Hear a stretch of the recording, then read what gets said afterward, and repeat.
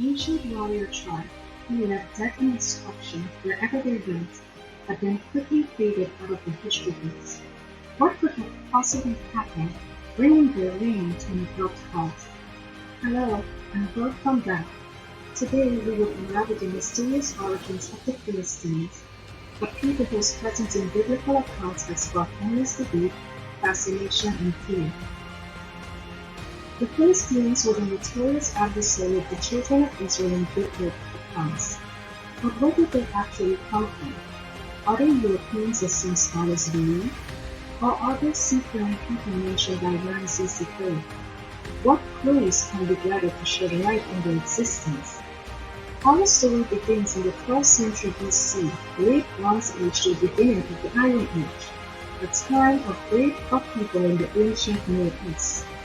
The Babylonian and Greek empires, as well as the ancient Sumerian empires, all went into decline. Social and political unrest filled the region, as well as many climatic changes such as earthquakes, famine, and droughts. Here we encounter a mysterious people called Philistines. The Philistines are a diverse group of people that settled mainly along the Mediterranean coast of what is now called present-day Palestine. They inhabited the land of Canaan before the Israelites arrived. Archaeological discoveries seem to hint at a possible Asian connection, bringing to light the possibility of a cultural exchange. Biblical accounts also references some European ancestry. Jeremiah chapter 47 verse 2. The time has come for the Philistines to be destroyed, along with their allies from Tyre and Sidon. Yes, the Lord is destroying the remnants of the Philistines, those colonies from the island of Crete. Though this verse is clearly stating that the Philistines must have come from the Greek island of Crete, no significant evidence has linked them to that region. However, we would use the most read book in the world, the Bible, to give us a more intimate look at the Philistines. The first time the name Philistines is mentioned in the Bible is after the Great Flood in Genesis chapter 10. We are introduced to the descendants of Moses' sons, Shem, Ham, and Japheth, who are said to have populated the entire earth. Something to note here that in ancient times, people were identified by their clan, the language they spoke, or by their nationality, not skin color. This distinction was crucial as the earth became more populated and people settled in various regions.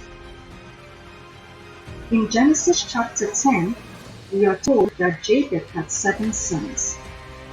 Their names were Gomer, Magog, Madai, Javan, Tubal, Meshach, and Tiras. Only the descendants of Gomer and Javan are listed, and the Bible tells us they became known as the seafaring peoples that inhabited various lands. The name Philistines is synonymously used to identify the sea people, but here we can see the descendants of Japheth identified as the sea people. They are believed to have inhabited the Asian continent and parts of the world. Noah's son Shem had 5 sons: Elam, Ashur, Arphaxad, Lud, and Aram. Arphaxad was the ancestor of Abraham. They inhabited the territory of Mesha to Sephar in the eastern mountains. His descendants settled in the Middle Eastern regions. Ham was Moses' youngest son. Though the Bible did not make reference to his skin color, he is pictured as having darker skin in most ancient paintings. We are told that Ham had 4 sons: Cush, Mizraim, Put, and Canaan. Cush is a descendant of Nimrod, who was rumored to be the greatest warrior on the face of the earth in those times. The Bible gives us a bit more details as to where the Cushites settled. Genesis chapter 10 verse 10. He, meaning Cush, built his kingdom in the land of Babylonia, with the cities of Babylon, Erech, Akkad, and Calneh. As we know, the Babylonian Empire became one of the most powerful empires of ancient times, and the Cushites were great warriors. This brings us to Ham's son, Mizraim. It says that Mizraim was the ancestor of the Ishmaelites and Captorites, from which the Philistines came. The name Philistines is said to derive from the root word "palash", which means to borrow or to breathe loudly. The name also means intruder, trespasser, or invader. The Philistines settled along the southern coast of Palestine and also in the region we know today as Gaza. Despite having a very bad rap in the Bible as the oppressors of the children of Israel and being labeled as uncircumcised and uncultured, the Philistines had some notable attributes.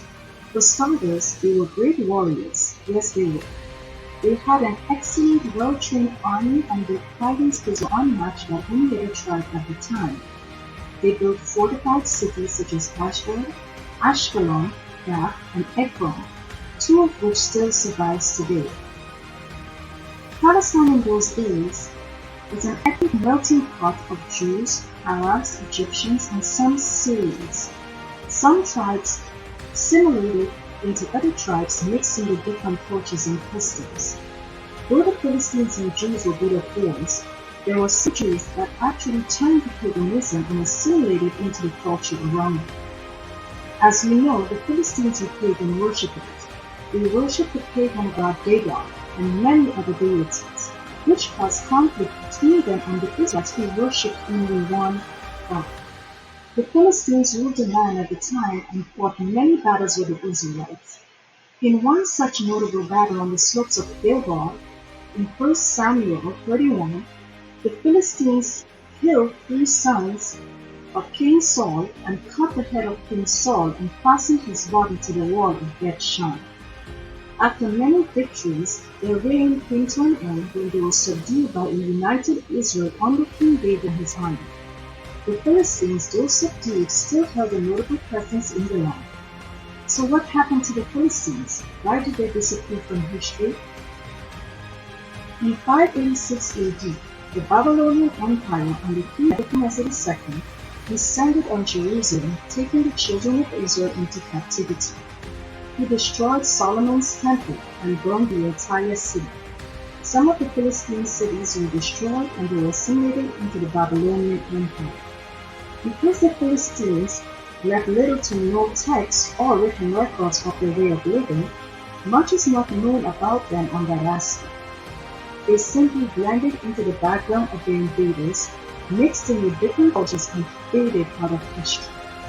But through it all, their name have never been forgotten. From their distinctive pottery and architectural styles to their unique cultural practices and advancements, the origins of the Philistines remain shrouded in mystery, leaving us with tantalizing clues on unanswered questions. Until next time, thank you for watching.